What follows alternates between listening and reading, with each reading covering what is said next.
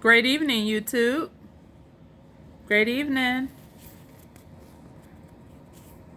Welcome to Powerhouse Conversations with Jess. We are here this evening on another Power Talk conversation.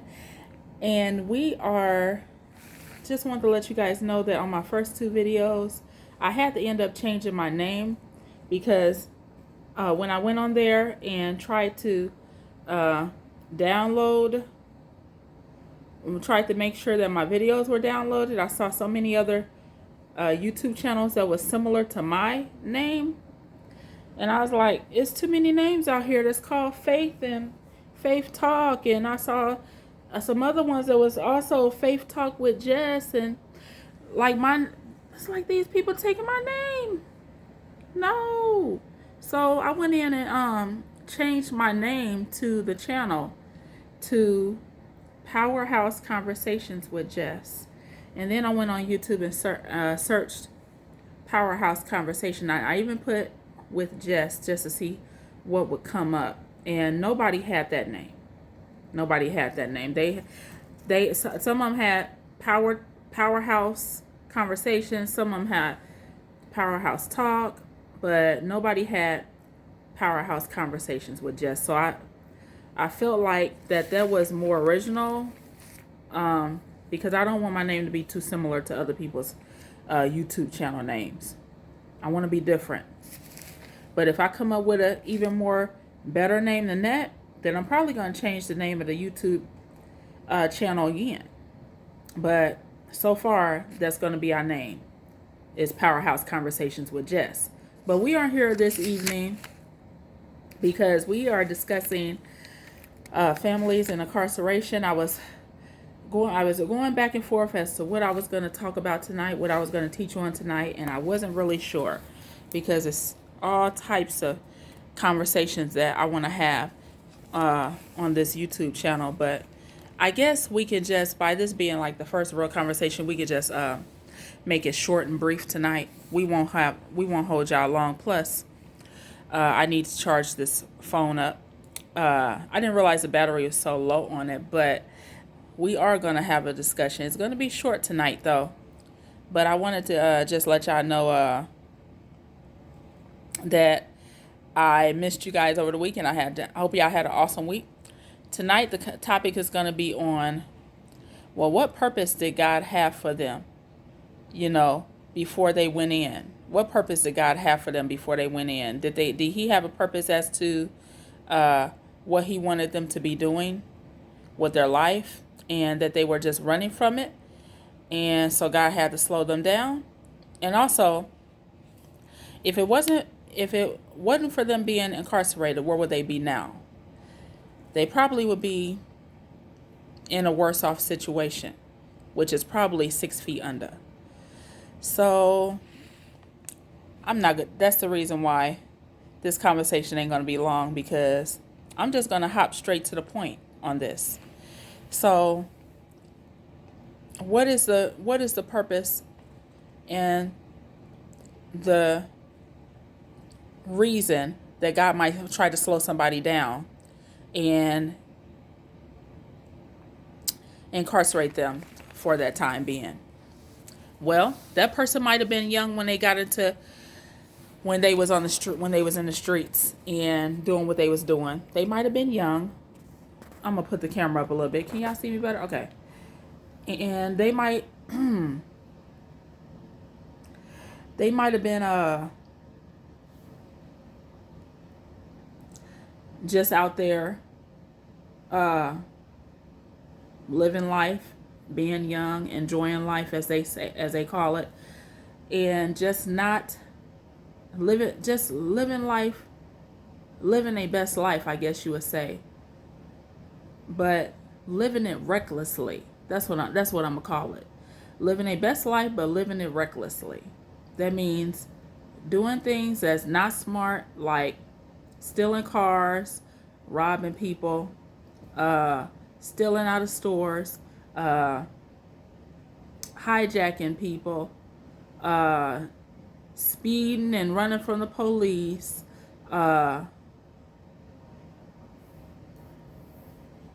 such as high-speed chase from the police, just all types of stuff that these guys and girls might be doing. And most times these people are teenagers, maybe older teenagers coming into young adulthood that might be participating in these activities. Most times they're young, but you got to know that God will find a way to slow you down. Oh yes, he will find a way to slow you down. And he's going to slow you down one way or another. If he doesn't slow you down by getting you arrested and having you have to bond out $200-$300 just to get out, if he doesn't slow you down by having to spend a night or a couple nights in jail, he's going to slow you down by hitting you with the real books and giving you big time and the big joint. So the reason, the purpose that God does this is because most times we're not listening. We're not listening to God and doing what he is calling us and telling us to do. We being hard-headed. We're not paying attention. And if he is speaking to us, we are ignoring it. So God has to figure out a way, like, okay, how am I slow this person down? You know what I'm saying? And him putting that person in jail or in prison might be just his only way of slowing that person down, besides just killing that person or causing that person to have a short life. Because giving that person a short life, if they have a true and real calling on their life and a purpose to fulfill on this earth, might not be the best thing to do in God's eyes, because he has a mission that he wants that person to complete and accomplish, and he can't do it if they're dead. So if it wouldn't be for that person being in prison or getting locked up, they probably would be dead. Because if they already live in a fast-paced life,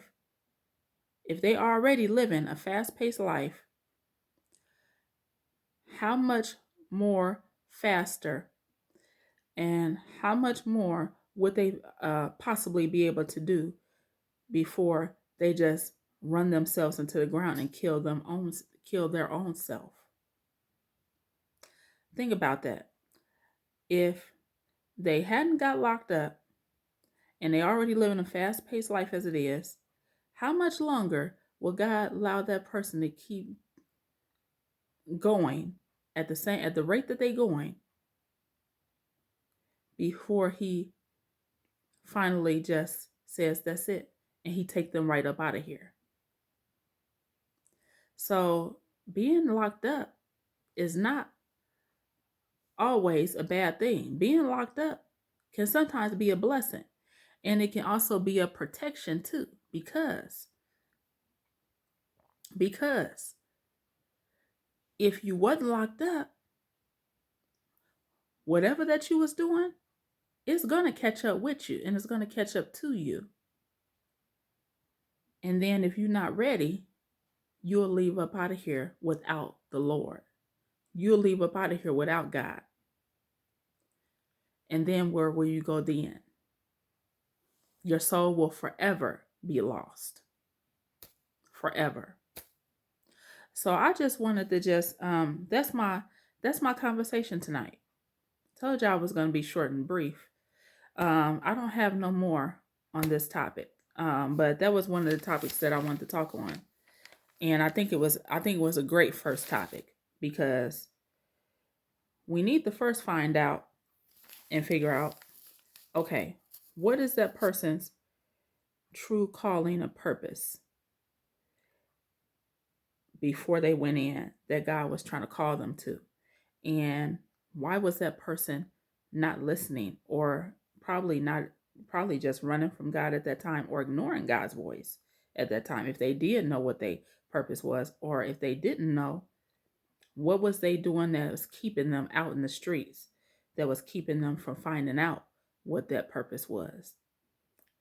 What's keeping them out there to where they don't want to come to church, and they don't want to serve God, and they don't want to kingdom build, and they don't want to. And then, two, How did they even get to prison in the first place? How did they get there in the first place? What was they doing that landed them into prison in the first place? But that's another topic for another day. And lastly,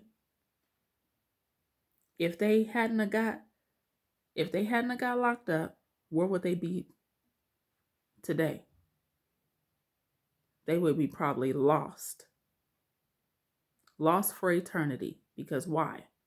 They'd probably be dead somewhere and 6 feet under in somebody's graveyard. So it's a purpose and a reason that God slows us down in the different ways that he slows us down. And I just believe that incarceration is one of those ways that God chooses to slow a person down. It gives you a chance to think. It gives you a chance to clear your head.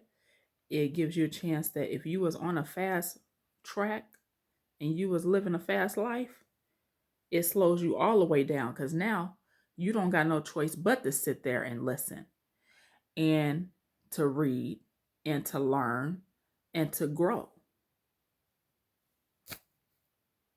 Because when you get out, most times you definitely ain't gonna be the same person that you was when you went in there.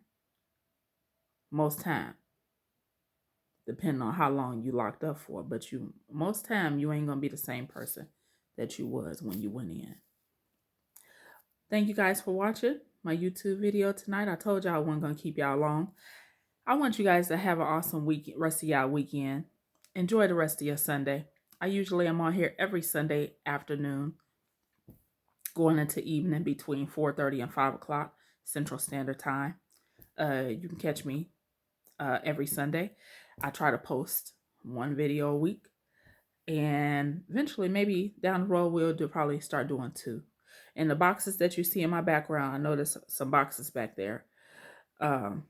We just had some delivery orders that came in the mail, and it was huge packages. So that's what you're seeing behind me.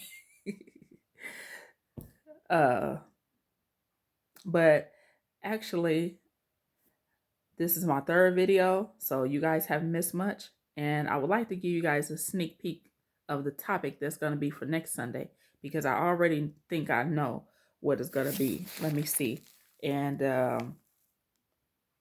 because I was reading over my topics, and I wanted to see, okay, what am I going to talk about today?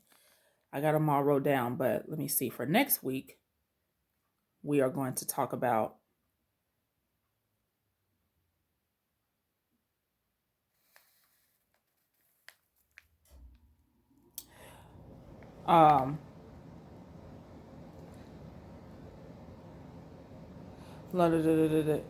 dang, I can't find where I was at.